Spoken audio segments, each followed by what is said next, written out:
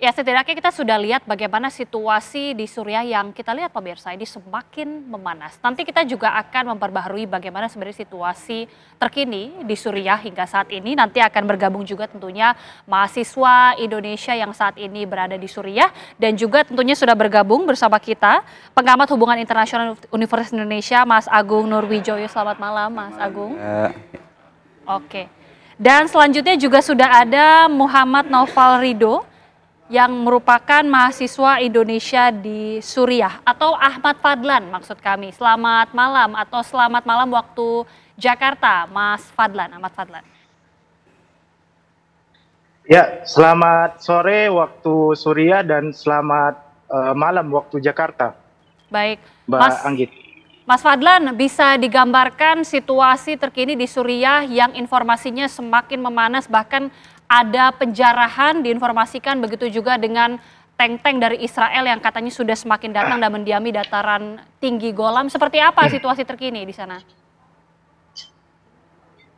Oke, untuk situasi terkini alhamdulillah sudah semakin membaik. Cuman ketika kemarin, ketika hari penaklukan yang dilakukan oleh para oposisi, itu memang sedikit ada chaos ya, dari kondisi di Suriah sendiri.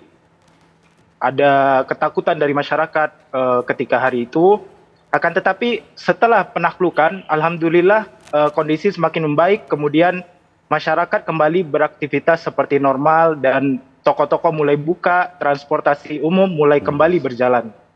Begitu Mbak Anggit. Oke, situasi perlahan tapi pasti sudah semakin kondusif Mas Fadlan, tapi bagaimana dengan informasi adanya tank dan juga bahkan ada serangan dari pihak Israel, seperti apa? Apakah masih terus berlangsung?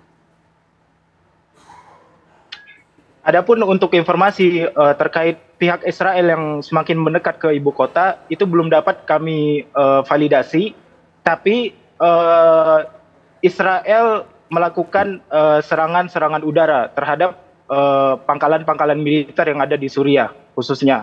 Seperti tadi malam ada serangan yang dilakukan di kota Damaskus sendiri, itu menargetkan pangkalan militer yang ada di Suriah.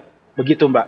Oke, apakah Adapun hanya untuk tank dan tentara-tentara yang tentara-tentara Israel yang menuju ke Suriah itu kami masih belum mendapat informasi yang valid terkait hal tersebut. Apakah hanya di pangkalan militer saja, Mas Fadlan, atau ada area-area lain yang juga mendapatkan serangan dari Israel? Untuk sejauh ini yang kami dapatkan informasi terkini bahwa yang menjadi target dari Israel adalah pangkalan militer Suriah saja. Adapun untuk daerah-daerah masyarakat sipil, kami belum mendapatkan informasi adanya korban sipil yang disebabkan oleh serangan ini. Oke, Mas Fadlan, ada informasi juga terkait dengan pelepasan tawanan di penjara. Ini bisa dikonfirmasi, Mas, sebenarnya seperti apa kebenarannya? Oke, untuk terkait tawanan memang banyak berita-berita yang beredar bahwa oposisi berhasil melepaskan tawan-tawanan yang ditahan ketika zaman Presiden Bashar al-Assad. Adapun untuk konfirmasi terhadap informasi ini, kami masih belum mendapat sumber yang langsung dari masyarakat yang terkait terhadap tawanan-tawanan yang bebas ini. Tapi ada informasi yang mengatakan bahwa seluruh tawanan sudah kembali ke rumah keluarganya masing-masing. Baik. Begitu, Mbak. Mas Fadlan, banyak sekali yang masih belum terlalu mengetahui persisnya kejadian ataupun kronologi pada saat Bashar al-Assad ini meninggalkan Suriah dan juga disebutkan melarikan diri ke Rusia. Seperti apa sebenarnya pada saat kejadian waktu itu dan bagaimana reaksi langsung dari masyarakat warga Suriah di sana? Iya. Ketika hari Ahad tanggal 8 Desember kemarin itu, kami masyarakat mendapat informasi bahwa pihak oposisi sudah sampai ke Rif di Damaskus, daerah pinggiran Damaskus. Maka ketika sebelum maghrib, kebetulan saya waktu itu sempat keluar ya. Saya melihat jalan-jalanan itu memang ada terjadi sedikit kericuhan masyarakat pada eh, berlari cepat, kemudian mereka bersiap-siap membeli segala barang, hal-hal yang dibutuhkan seperti ketakutan, tapi dan dentuman-dentuman juga terdengar di sekitar pinggiran kota Damaskus. Dan kemudian eh, seketika setelah maghrib itu jalanan mulai sepi dan toko-toko mulai pada ditutup, dan kami melewati malam itu dengan suara-suara dentuman-dentuman yang tidak kita ketahui asalnya dari mana, dan juga suara tembakan-tembakan yang tidak kita ketahui asalnya dari mana. Nah, ketika setelah menjelang subuh, sekitar pukul 5 menjelang subuh, itu mulai terdengar suara tembakan-tembakan di kota. Terdengar suara tembakan-tembakan ke langit yang ditembakkan oleh orang-orang yang tidak kita ketahui. Kemudian terdengar suara-suara takbir yang eh, bergema di bergema di kota Damaskus, menandakan bahwa pihak oposisi sudah berhasil menguasai kota Damaskus. Begitu, Mbak. Oke, baik Mas Fadlan, saya sekarang langsung ke Mas Agung. Ya. Mas Fadlan tadi sudah menjelaskan bagaimana kronologi, termasuk bagaimana situasi saat ini di Suriah sudah cukup kondusif. Tapi yang kita masih penasaran tentunya juga, bagaimana analisa Mas Agung melihat situasi Suriah ini ke depannya, apalagi Israel ini tampaknya sudah mulai menggencarkan ada serangan-serangan di sana. Oke, untuk poin Israel, kenapa kemudian dia cukup gencar untuk kemudian masuk ya? Pertama, di satu sisi Israel akan melihat bahwa jatuhnya Assad ini sebagai sebuah ruang yang menunjukkan bahwa pengaruh Iran, pengaruh Syiah di kawasan itu makin melemah, seperti itu. Assad ini kan kemudian cepat kemudian jatuh itu lebih karena memang mungkin di satu titik kita akan melihat ada titik overconfidence-nya Bashar al-Assad ya, dengan dukungan dari Iran, dukungan dari Rusia Hizbullah juga. dan juga Rusia. Tapi di titik yang bersamaan Rusia, Hizbullah dan Iran ini menghadapi perang yang sifatnya multifront seperti itu, dan mereka habis-habisan. Hizbullah menghadapi Israel di wilayah perbatasan, ya kan? Rusia pun menghadapi fokus terhadap Ukraine, gitu kan? Dan Iran pun juga menghadapi tekanan domestik juga yang begitu kuat seperti itu. Nah, Israel di satu titik dia akan melihat bahwa ada fenomena bahwa pengaruh Iran di kawasan, pengaruh Syiah di kawasan itu melemah. Dengan tandanya adalah jatuhnya Bashar al-Assad. Tapi di titik yang bersamaan kita akan melihat bahwa Israel pun melihat bahwa ke depan yang namanya Suriah ini ada uncertainty juga, gitu ya. Artinya dalam hal ini adalah dia harus menciptakan semacam buffer zone. Makanya tadi kan disampaikan juga ada buffer zone kemudian dia buat. Dan yang kedua tadi Mas Fadlan juga sempat menyinggung kan, yang ditargetkan adalah target-target militer. Pangkalan militer. Artinya secara rasional dia mulai melihat bahwa serangan yang kemudian dilakukan adalah semua sifatnya preemptif. Ya kan? Ada semacam kita melihat di satu titik ada glorifikasi atas jatuhnya Assad, tapi di sisi yang lain ini ada dilema keamanan juga yang dihadapi oleh Israel, sehingga dia harus menciptakan buffer zone. Serangan preemptif harus dilakukan dengan menarget stockpile ada pangkalan militer, karena dia juga nggak tahu nih ke depan apakah kemudian keberadaan Hayat Tahrir al-Syam, Syrian National Army misalkan, itu akan memberikan keuntungan positif atau justru negatif buat Israel. Jadi secara logis tindakan itu kemudian dilakukan oleh Israel. Walaupun memang kita di atas kertas itu melihat bahwa itu adalah sikap barbarnya Israel ya, seperti itu. Oke, ini masih menjadi pertanyaan juga, apa sebenarnya motivasi yang dilakukan Israel, dan betulkah ada asumsi bahwa ini untuk menciptakan Greater Israel, untuk semakin memperluas kekuasaan dari Israel? Sesaat lagi bisa dijawab, usai jeda pemirsa, kami kembali sesaat lagi. Baik, saya kembali ke Mas Fadlan. Mas Fadlan masih bergabung bersama kami?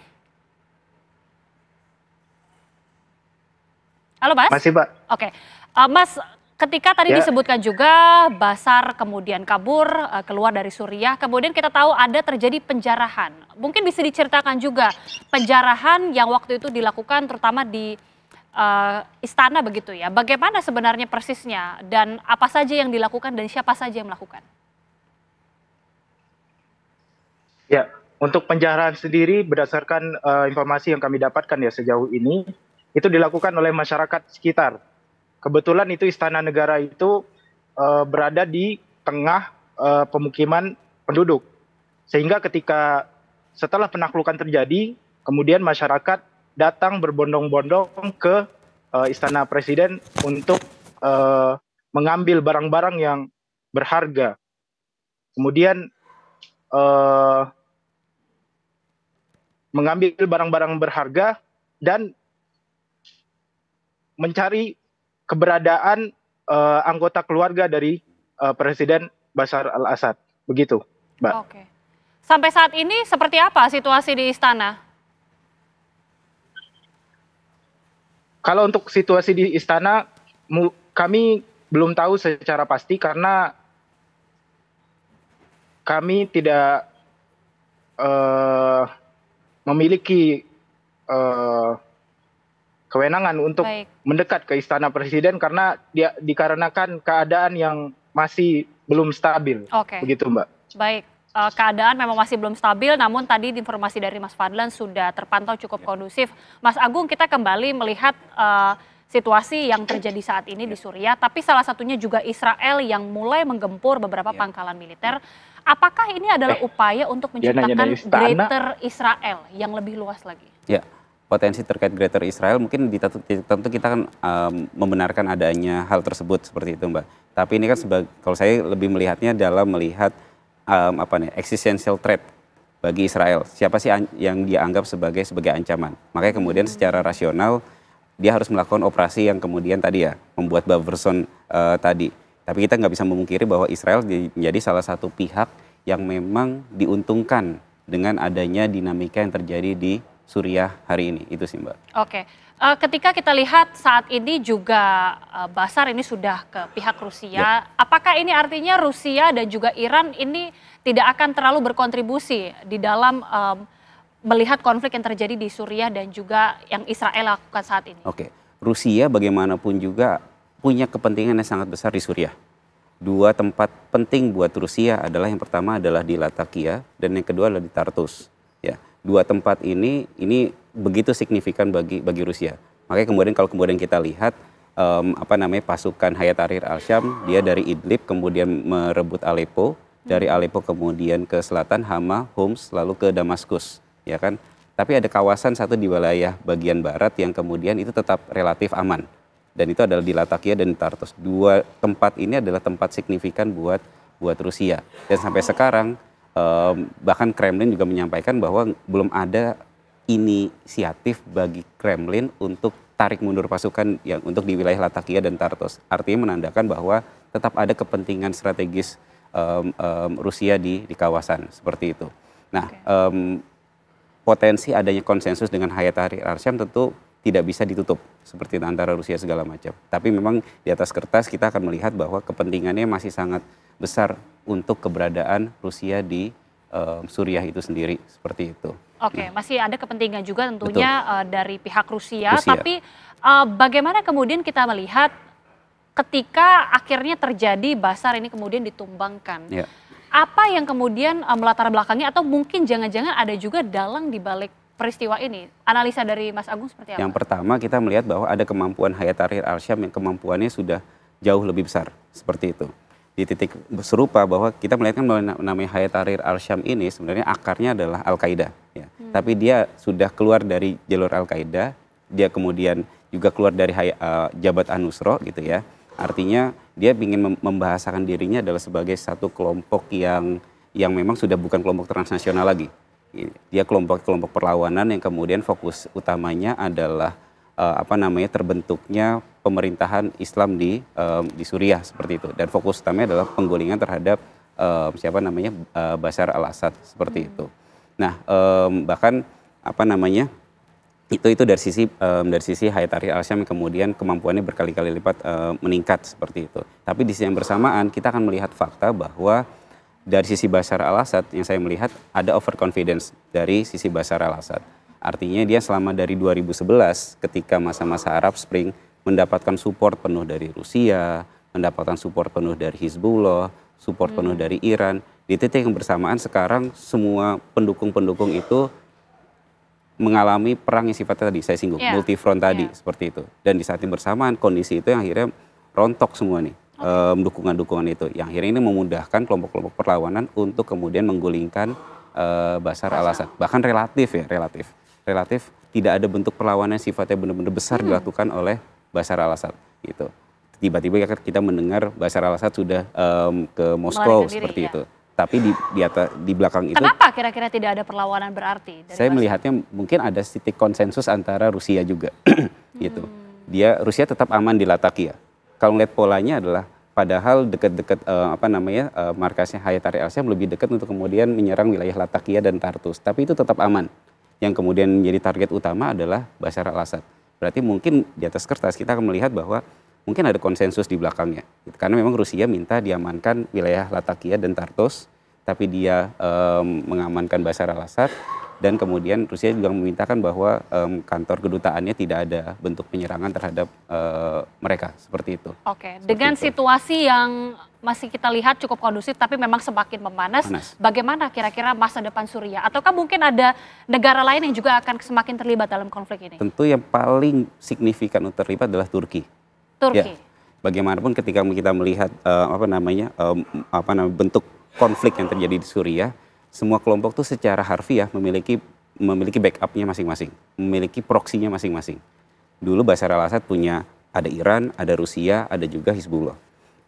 Di utara itu ada namanya Syrian National Army. Sekarang kita nyebutnya Syrian National Army, dulu nyebutnya Free Syrian Army. Mereka adalah jenderal-jenderal dulu pendukung Bashar al-Assad yang kemudian membelot dan kemudian punya basis di wilayah utara. Seperti itu. Backup utamanya adalah dari Turki.